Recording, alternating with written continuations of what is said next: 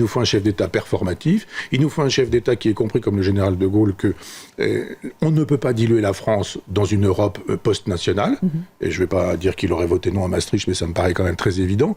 Et ceux qui étaient les vrais gaullistes et les vrais gauliens qui votaient non à Maastricht, c'était des gens comme Philippe Séguin, ou c'était des gens comme Jean-Pierre Chevènement, qu'on dira gaullistes de gauche pour aller vite, et que Charles Pasqua, par exemple, gaulliste historique, et que ce gaullisme historique, il peut toujours exister. Ce que dit le général de Gaulle, quand il disait jadis que tout le monde a été et ou sera gaulliste, c'est l'occasion aujourd'hui de l'être. D'abord de penser en gaulliste ce qui arrive avec Trump, ce qui va arriver avec le Groenland, ce qui arrive avec l'Ukraine. Je pense que l'Ukraine est mal partie dans cette configuration, puisque c'était Trump qui gérait la possibilité d'une paix et qu'il a dit mais maintenant moi ça ne m'intéresse plus, l'Ukraine, je vous la laisse, gardez-la.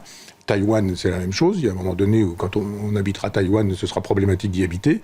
Quand on verra l'armada chinoise arriver, il se passera quoi? Macron dira, c'est pas normal, c'est pas bien, le droit international, l'état de droit, nous nous opposons fermement à cette invasion de Taïwan par la Chine. Et oui, puis alors, et après, un autre train passera.